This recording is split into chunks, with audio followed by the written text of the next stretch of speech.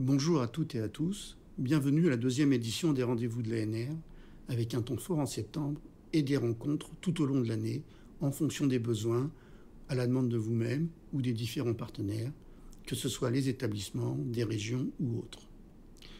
Le programme de septembre, 7 webinaires avec un webinaire central qui s'adresse à l'ensemble des déposants. Il présente l'ensemble des plans d'action et les modalités du dépôt des projets.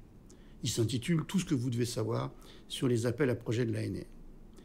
Ce webinaire est complété par des webinaires spécialisés présentant les engagements de l'ANR, notamment en matière d'égalité des genres et en sciences ouvertes.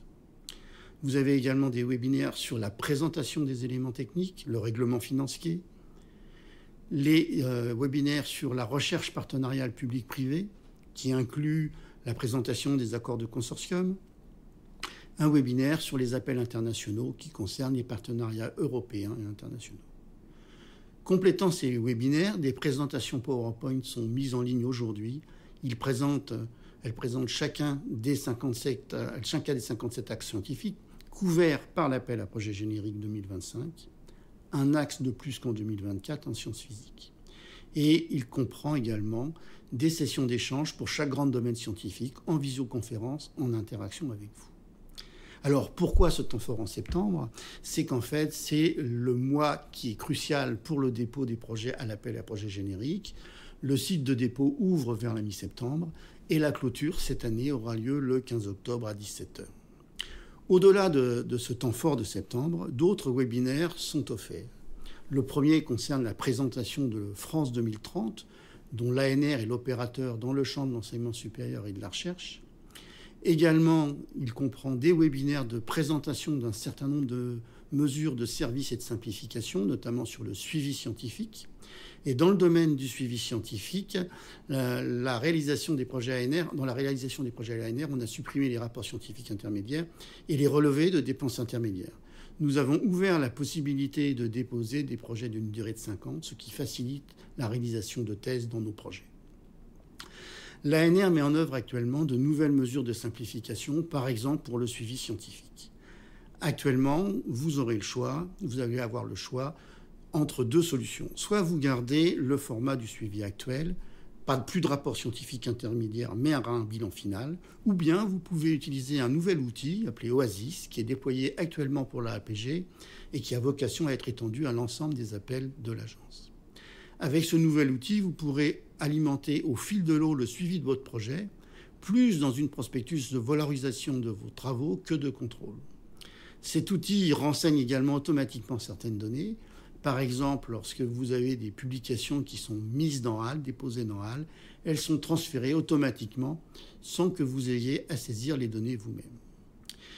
Dans ces rendez-vous de l'ANR, nous aurons aussi l'opportunité de présenter les nouvelles fonctionnalités du portail Appel Projet Recherche, qui depuis 3 ans maintenant donne une visibilité des 10 différents appels à projets mis en place par l'ANR, que ce soit dans le cadre du plan d'action ou de France 2030, mais présente également les projets proposés par l'ADEME, par l'ANSES, par l'INSERM, par l'ANRS et par l'INCa, ainsi que d'autres partenaires comme le CNRS et des régions qui ont rejoint récemment le portail.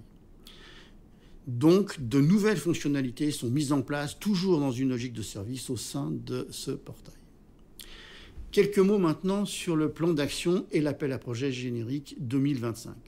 On est clairement dans la continuité, on sait qu'il y a un besoin de stabilité. L'APG correspond à un seul appel qui représente 75% de nos soutiens de la recherche. La loi de programmation de la recherche a évidemment apporté des évolutions importantes en termes de moyens qui se sont ressenties très concrètement sur les taux de succès. À l'APG, nous étions à 17% de taux de succès en 2020 et 24,3% en 2023. L'année 2024 n'est pas terminée, mais on devrait terminer l'année avec un taux équivalent à 2023, voire un peu plus. Et on espère pouvoir poursuivre cette augmentation dans les années qui viennent. Concernant l'APG, une réflexion de simplification a été engagée il y a quelques années. Il s'agit de passer d'un processus d'évaluation de 2 étapes à un processus d'évaluation à 1 étape. Nous avons récemment réalisé une enquête auprès de nos usagers et sur 2000 répondants, plus de 2000 répondants, 58% sont favorables à ce passage à 1 étape, Toutefois, ce passage ne pourrait être envisagé que si on approche les 30% de taux de succès. Donc, pour le moment, ça n'aura pas une application immédiate, mais c'est en réflexion pour les années à venir.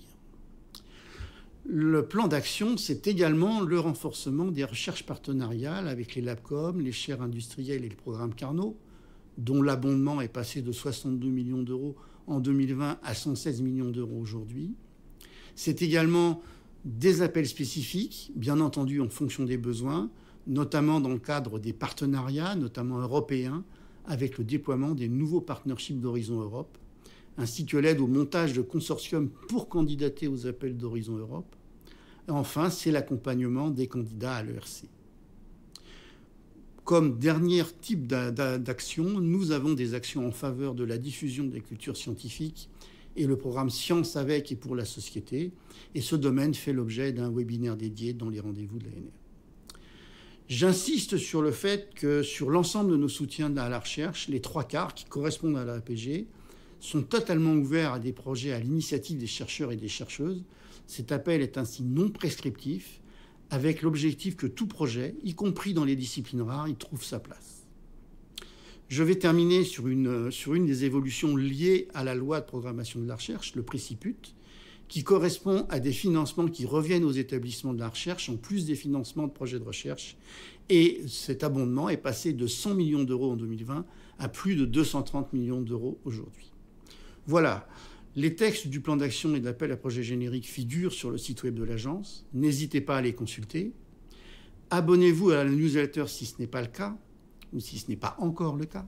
Vous recevrez évidemment les informations sur les webinaires, mais également toutes les autres informations sur l'actualité de l'ANR, dont les appels à projets. En effet, dans le plan d'action, un certain nombre d'appels sont annoncés sous réserve. Il peut aussi y avoir des appels qui ne sont pas encore inscrits dans le plan d'action parce que pas encore prévus actuellement. Donc il est utile de consulter notre site ou d'être abonné à la newsletter pour pouvoir suivre les possibilités qui vous sont offertes.